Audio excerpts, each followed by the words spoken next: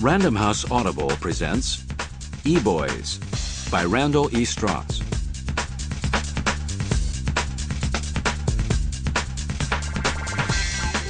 Eboys.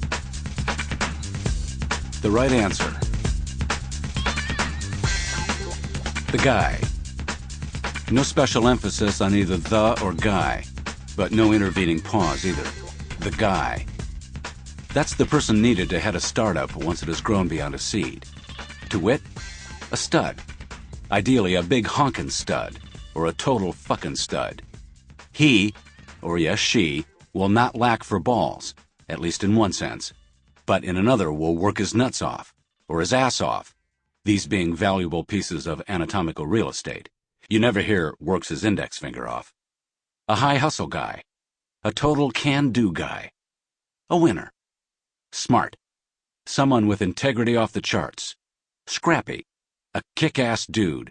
A nail-eating, nut-crushing, that tropey again, decision-maker. A competitor with killer instincts.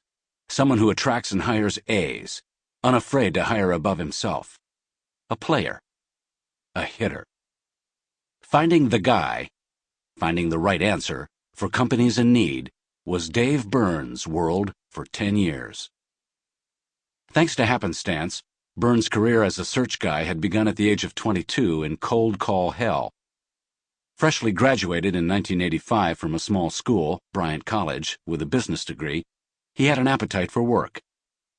During his last 2 years of college, he had taken a full course load, worked at IBM virtually full-time as a marketing assistant, captained the lacrosse team, and led buddies in sundry intramural sports.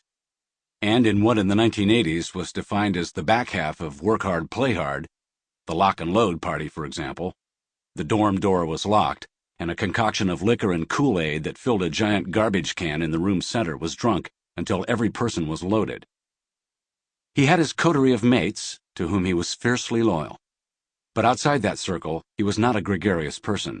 In fact, he was unable to mix without putting many on the defensive. He walked with a chip on his shoulder that he took no pains to disguise.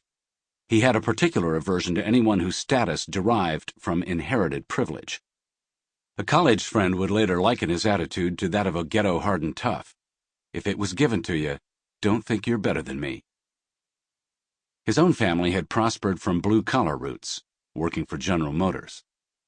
His grandfather was a union leader who worked 42 years on the assembly line at the Tarrytown, New York plant, and his father, Gus, had followed, directly out of high school, hanging doors on the line.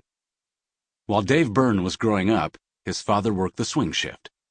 But eventually Gus was able to make the jump to line management, and when Dave was in high school, his father moved into the upper reaches, and eventually would oversee 50,000 people at his career's peak before retiring.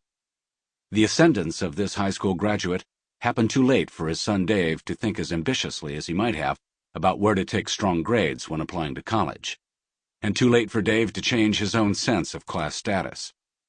At Bryant, he all but shouted, "Don't think anything was handed to my dad or to me."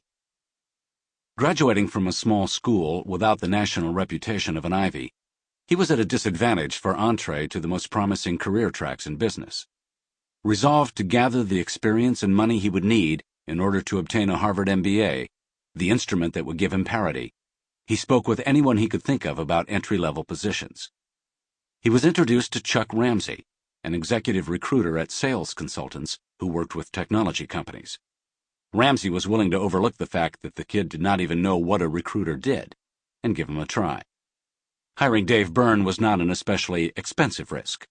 The only pay was the commission earned when a candidate was successfully placed, and it was up to the account executive, as Byrne was grandly titled, to obtain the recruiting assignment from an employer willing to pay a contingency fee when hiring a recommended candidate. Byrne was given a phone, a desk, yellow pages, and training that consisted of a simple injunction: have at it. It was not clear why either a prospective client or candidate would take Dave Byrne seriously. He was young and looked even younger than he was. His job experience at that point, summer work on the assembly line and the IBM assistantship as essentially a gopher, had not provided a tour of the upper floors of power. He had no list of successful placements. Why would anyone look at him and sign on? The answer? No one did look at him. The business of placing low and mid-level salespeople was conducted entirely on the phone. What prospective employers and employees heard was a baritone that conferred the authority of someone twice his age.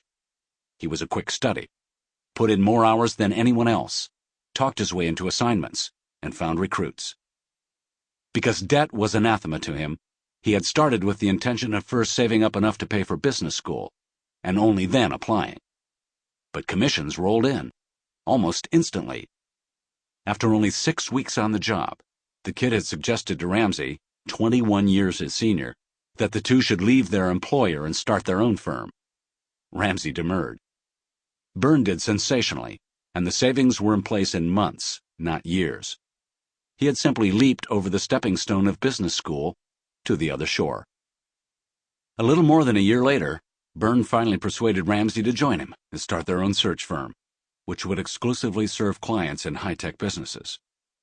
Late afternoon on day one in their new office in Ossining, New York, with no clients, no candidates, no furniture yet, but a new phone system in place, Byrne got a call from his wife, who informed him, "Market's down 500 points and still going. You couldn't have picked a worse time to do this." It was October 19th, 1987. Perhaps he should have gone to biz school after all, she couldn't suppress saying. "We'll be fine," he reassured her. Then he took immediate action. He purchased a couple of 6-packs of Budweiser and sat on the floor with Ramsey, making outlandish predictions about the certain future success of Ramsey Byrne.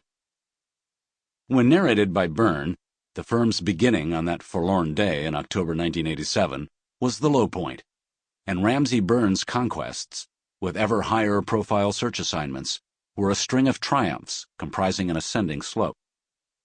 10 years later, Vanity Fair likened him to Tom Cruise's Jerry Maguire.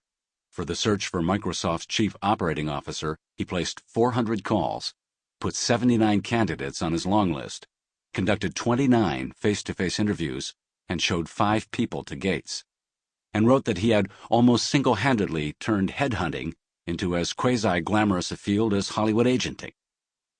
A New York Times piece highlighted Byrne's aggressiveness. "We have no fear," he had declared. "If we could find God's phone number, we'd call him." His 6'6" physical presence enhanced the persona too. A profile in Fortune carried a photograph of Byrne posed like a celebrity for Titleist, in sweater and chinos, standing on a green and leaning on a driver. He was identified above the photo as the headhunter. When it was Byrne himself telling the Ramsey Byrne story, he spun it as a seamless narrative of collective effort, a football team that started on its own goal line, but then scored. What he left out in the telling were the complicating parts that made it interesting. The ways at several junctures he badgered his partners to undertake risks, jeopardizing modest success for the chance to move to the top. He also left out the way he and his colleagues had to project an aura of success for years before it actually existed, the way credit card debt and second mortgages had to tide the business over in the interim, the way the lack of personal contacts within the establishment meant that Ramsey Byrne Associates advanced by dint of brute force will. To begin with, Ramsey and Byrne decided to serve only high-tech businesses and focus on startup companies as their clients. Yet for family reasons, they were determined to set up shop in Ossining, far from Silicon Valley, where most of their prospective clients would be. Erasing that geographic distance meant they would have to be that much better than the competition that enjoyed the benefits of proximity to clients. It also meant that Ramsey Byrne Associates would have to be willing to travel all the time, living in the tube, as Byrne would refer to the weekly or twice-weekly red-eyes across the continent. Dave Byrne's pitch to the first prospective client was to ask for one shot, an opportunity to show what his brand of service was like. And once he had the chance, he went maniacal on it. Out-testosteroned everybody, he'd say. The regimen of interviews and travel was self-consciously macho, that is to say, not only heedless of physical well-being, but proudly so. His clients could say of him that he never said no, never deflected a request, never took an easy way out. At one point, he personally had 27 separate searches underway, 27 plates spinning on pole. Sample complete. Ready to continue?